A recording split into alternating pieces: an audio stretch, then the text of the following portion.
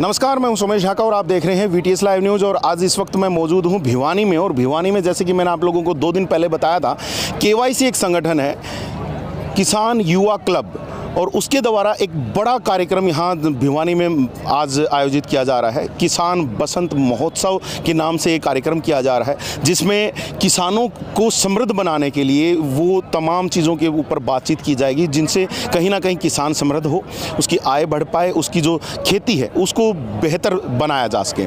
साथ ही साथ किसान को कहीं ना कहीं प्राकृतिक खेती की तरफ अग्रसर किया जा सके, जैविक खेती की तरफ अग्रसर किया जा सके। जितने भी पेस्टिसाइड्स वो इस्तेमाल कर रहा है, उनकी जगहों पर जो गोबर की खाद है या जो दूसरी जो जैविक खाद है, उनके ऊपर कहीं ना कहीं काम हो सके। तो आज उसी का जो दिन है, आज अगर मैं यहाँ पर बात करूँ तो शहीद दिवस है, और शहीद दिवस के ऊपर ये किसान बसंत महोत्सव जो है वो आज यहाँ भिवानी में मनाया जा रहा है। इस वक्त हम भिवानी के मेला ग्राउंड में इस वक्त मौजूद हैं, और आप अगर यहाँ पर देखेंगे दूसरी तरफ तो काफ़ी सारे लोग जो हैं वो यहाँ पर अभी पहुँच चुके हैं।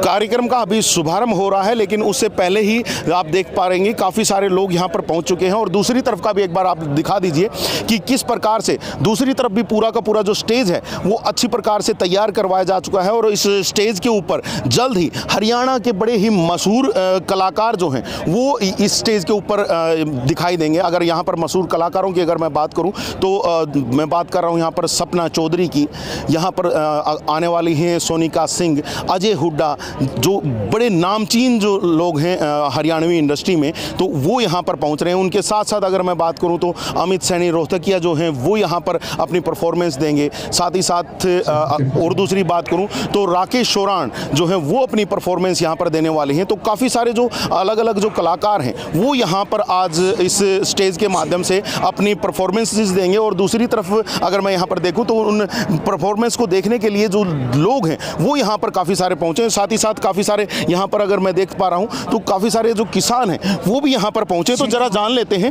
कि क्या कुछ इन किसानों के मन में चल रहा है, इस प्रोग्राम के माध्यम से क्या कुछ उनको मिलने की उम्मीद लग रही है, जरा जानने का प्रयास करते हैं। भाई साहब राम राम। राम राम भाई जी। क्या कुछ विचार करके इस प्रोग्राम में पहुंचे, क्या जानने के लिए पहुंचे हैं? भाई किसानों के बारे में क्या सोच लेके आए हैं उसके बारे में जानकारी मिले, उससे किसान कैसे आगे बढ़े, कैसे अपनी उपज को बढ़ाएं, कैसे अच्छा अनाज पैदा करें, उसके बारे में जानकारी मिले, तो उसके बारे में बैठे हुए हैं। उम्मीद है कोई अच्छी जानकारी यहाँ से आप लोगों को मिल पाएगी? हाँ जी जरूर। अगर इतना बड़ा प्रोग्राम, इतनी बड़ी ये सोच लेके आए हैं तो कुछ ना कुछ सीखने को मिलेगा। जी, सीखने को मिलेगा। ताऊ जी क्या कहोगे, आजकल की जो खेती है उसमें क्या बढ़िया चीज़ और यहाँ से सीखने को मिल पाएगी, ताकि आप अपनी खेती को और ज़्यादा उपजाऊ बना पाएंगे, फसल ज़्यादा हो पाएगी, आपकी आय बढ़ पाएगी? भाई फसल तो ज़्यादा खर किसान पहले भी कर रहा है, आगे भी कर लेगा जी, लेकिन किसानों को उचित भाव चाहिए और वो मिल नहीं रहा है। किसी सरकार में नहीं दिया है। अब ये वाली सरकार क्या करेगी, कैसे करेगी जी। पर यहाँ पर आज ये प्रोग्राम तो है जैविक खेती के ऊपर, क्या जानकारी देंगे वो बाद में पता चलेगा। कोशिश तो हम इसीलिए आए भाई क्या कुछ अच्छा मिले यहाँ से। तो लग रहा है जैविक खेती से आप लोगों की आय कहीं ना कहीं बढ़ पाएगी? आय का तो जब भाव मिलेगा तो बढ़ेगी, वैसे नहीं बढ़ेगी जी। बिल्कुल, यहाँ पर आप सुन सकते हैं कि काफ़ी जो लोगों को उम्मीद है कि हो सकता है कि अच्छा भाव मिल पाए। सर क्या लगता है, अगर जैविक खेती करेंगे, प्राकृतिक खेती करेंगे तो कोई भाव बढ़ पाएगा, या फिर वही जो एक आम मंडी में जो आपको भाव मिलता है वही यहाँ पर भी मिल पाएगा? मैं भीम सिंह डागर, गांव सेलंगा, जिला झज्जर से 2011 से हम प्राकृतिक खेती कर रहे हैं जी। और इसी मुहिम को आगे बढ़ाने के लिए हम आज यहाँ पे आए हैं। किसान की मुख्य समस्या है बिक्री जी। आज मेरे देश का हर किसान समझता है कि मैं जो जहर डाल रहा हूँ वो गलत डाल रहा हूँ, लेकिन उसके सामने मुख्य समस्या है बिक्री की। नहीं तो कोई सरकार प्लेटफॉर्म दे रही है, नहीं कोई संस्था एनजीओ आगे आ रहे हैं कि भाई किसान का जो है ना उचित मूल्य पर अनाज बिकवाएं जी। तो जब बिक्री का साधन हो, एक रास्ता निकल जाएगा तो देश का किसान जहर को छोड़ के जैविक खेती करने लगेगा। ठीक है, तो अब किसान युवा क्लब के द्वारा जैसे एक बड़ा इनिशिएटिव लिया गया है कि कहीं ना कहीं जैविक खाद की तरफ लोग बढ़े, जो गोबर की खाद है उसका इस्तेमाल करें, कहीं ना कहीं प्राकृतिक या जैविक खेती ही करें, तो उसके माध्यम से कहीं ना कहीं आप अब वो बेहतर फसल उपजा पाएंगे। मैं सबसे पहले 3 साथियों की जिन्होंने ये अच्छी पहल की है, इनको साधुवाद देना चाहता हूँ। और प्राकृतिक खेती में जब हम पूर्णतः तरीके अपनाते हैं तो हम रासायनिक के बराबर तो पैदावार ले सकते हैं। लेकिन फिर वही बिक्री का है कि भाई सब गुड़ 17 शेर हो जाता है, हम रासायनिक मंडी में लेके जाएं तो उसका कोई पूछने वाला नहीं है। ठीक है। तो ऐसे साथियों को, किसानों को ये प्रेरित कर रहे हैं, लेकिन उपभोक्ताओं को भी कोई प्रेरित जागरूक करने के लिए ऐसे प्रोग्राम हो ताकि उपभोक्ता संकल्प लें कि भाई आज के बाद हम जहर नहीं खाएंगे, तब ये अभियान आगे बढ़ेगा। जी, उपभोक्ता कहीं ना कहीं संकल्प ले तब जा करके अभियान आगे बढ़ेगा। और इस अभियान को आगे बढ़ाने के लिए शायद आज ये जो तमाम जो लोग यहाँ पर पहुँचे हैं, कहीं ना कहीं आज जब यहाँ पर जो प्राकृतिक खेती को किस प्रकार से किया जा सकता है और तमाम वो चीज़ें की व्यवस्था किस पर हो सकती है, उस चीज़ को जानने के लिए पहुँचे। और जब व्यवस्था अगर बनेगी तो जाहिर सी बात आगे बढ़ पाएंगे। सर, क्या लगता है जो आज कहीं ना कहीं एक ऐप का लॉन्च भी यहाँ पर बताया जा रहा है कि एक ऐप लॉन्च की जाएगी जिसमें किसान अपनी प्राकृतिक जो फसल है, जो जैविक खाद डाल करके जो उसने बनाई होगी, तो उसको वहाँ पर डाल पाएगा कि मैं यहाँ पर प्राकृतिक खेती कर रहा हूँ। और जब आपकी फसल आएगी तो कहीं ना कहीं जो उसके उपभोक्ता होंगे वो भी उससे जुड़ेंगे कहीं ना कहीं। सही बात है सर।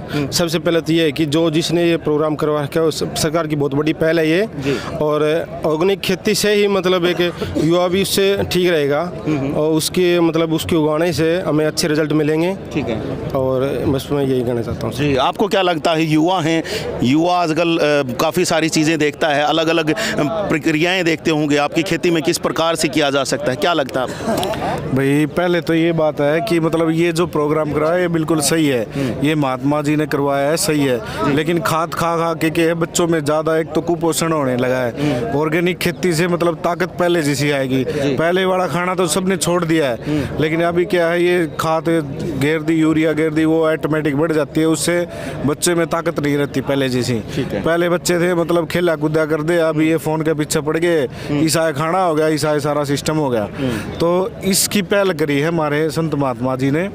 और इससे किसान युवा क्लब की जो पहल है वो अच्छी चीज मानेंगे आप? सबसे बेस्ट है भाई साहब, ये बिल्कुल ही बेस्ट है। ऑर्गेनिक से बहुत अच्छा रिजल्ट मिलेगा, क्योंकि अब क्या है, थोड़ा बच्चा 5 साल का होता नहीं, उसके 10 रोग लग जाते हैं। और जब पहले बड़े बुजुर्ग थे, खाते थे, कुछ नहीं होता था उनके, अभी तो हार्ट अटैक हो जाए जितने 10 मिनट में, बहुत रिजल्ट खराब आ रहे हैं। और ये जो अपना ऑर्गेनिक खाएंगे पिएंगे तो उससे बहुत बढ़िया अच्छे रिजल्ट मिलेंगे, बहुत सुधार मिलेगा। तो ऑर्गेनिक खाएंगे तो कहीं ना कहीं बेहतर होगा। और जो कार्यक्रम से शुरू होने से पहले हम आप लोगों को एक रिपोर्ट दे करके आ रहे थे कि किस प्रकार से लोगों के मन में जो चीज़ें चल रही हैं, क्या जो अगर प्राकृतिक खेती आने वाले समय में हर कोई व्यक्ति करेगा तो क्या उसका फ़ायदा मिलेगा या नहीं मिलेगा, क्या किसान उसके प्रति कहीं ना कहीं पॉजिटिव सोच रख रहा है या नहीं रख रहा है। हालांकि अगर हम यहाँ पर देखें, कुछ लोगों से हमने बात की तो उनकी तरफ से कहीं ना कहीं पॉजिटिव एक रिस्पॉन्स आया है। और अगर ये ऐसा ही पॉजिटिव रिस्पॉन्स आने वाले समय में भी आता है तो कहीं ना कहीं बेहतर व्यवस्था कोई ना कहीं